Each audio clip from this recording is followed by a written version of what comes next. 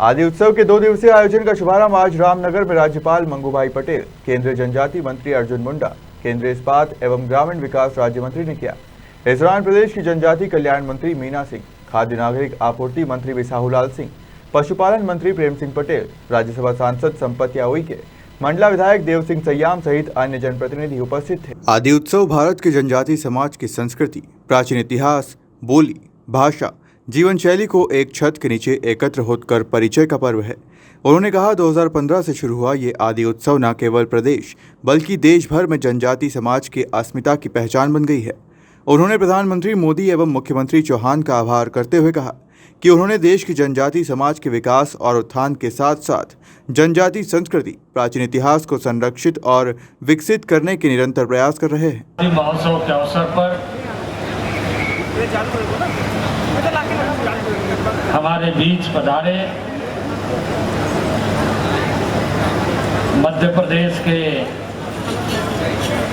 महामहिम राज्यपाल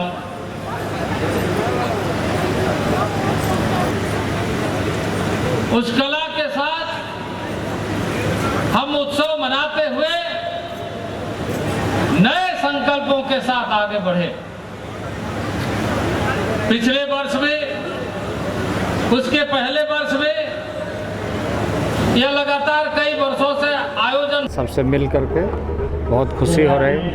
आपने देखा महामहिम राज्यपाल, भारत सरकार के मंत्री, राज्य सरकार के मंत्री और सभी सांसद विधायक यहाँ पर मौजूद थे। सुदूरवर्ती क्षेत्र से अपने संस्कृति का लगाव रखने वाले तमाम नागरिक यहाँ मौजूद थे। भारी संख्या में ये उत्सव एक संकल्प के रूप में मना रहे हैं और मैं समझता हूँ कि भारत सरकार जिन उद्देश्यों के साथ काम कर रही है, आदिवासी समाज उस उद्देश्य को लेकर काफ़ी संवेदनशील है और आने वाले दिनों में आदिवासी समाज शिक्षा के माध्यम से, स्वास्थ्य के माध्यम से, स्वावलंबन के माध्यम से जागरूकता के साथ आगे बढ़ेगा। भारत सरकार का यह मंत्रालय, जिस मंत्रालय को आदरणीय नरेंद्र भाई मोदी के नेतृत्व में मैं देख रहा हूँ, यहाँ बहुआयामी व्यक्तित्व निर्माण के लिए जितनी भी योजनाओं की आवश्यकता है, आधारभूत संरचना के लिए जितनी भी योजनाओं की आवश्यकता है, वो सारे राज्यों के साथ मिलकर के हम तय करते हैं। अभी हमने आदि आदर्श ग्राम योजना प्रारंभ किया है। शिक्षा के लिए एक बृहद कार्य योजना,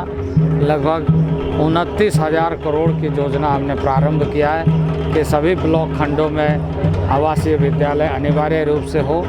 बहुत जगहों में कार्य प्रारंभ हो गया है, बहुत जगह में कार्य बहुत अच्छे प्रगति में है और मैं समझता हूं कि 2024 तक काफ़ी विद्यालय प्रारंभ होने की स्थिति में आ जाएंगे।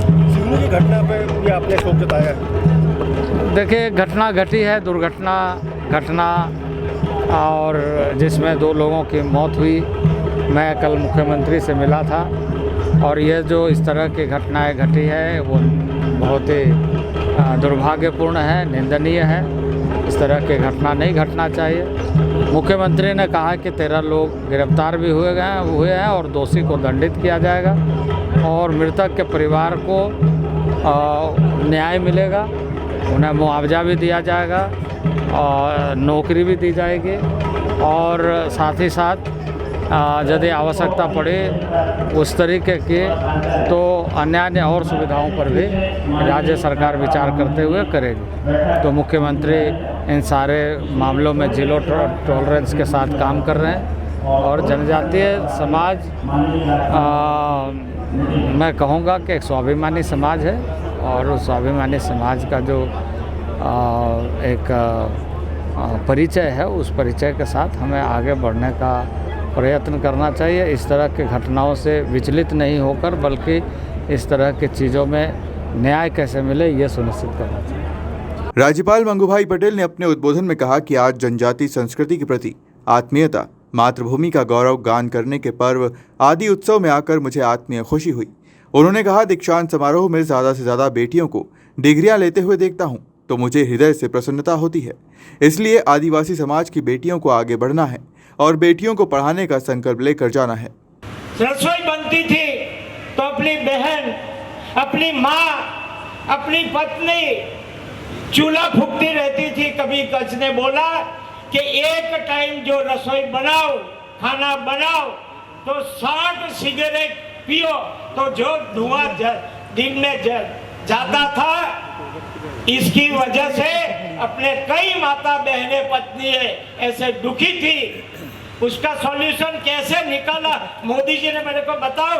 आज तक के कोई प्राइम मिनिस्टर ऐसा सोचा क्या जमीन से जुड़ी हुई जो समस्या है, ऐसी समस्याओं को मिटाकर एक बार आवास बना सकता है।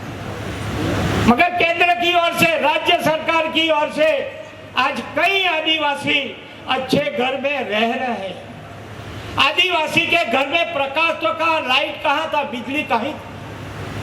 मगर नरेंद्र मोदी जी ने हर एक आदिवासी के घर में बिजली हो, इसके लिए उजाला योजना बनाई, उज्ज्वला योजना बनाई आपने। हमारे मंडला से सलीम खान की रिपोर्ट।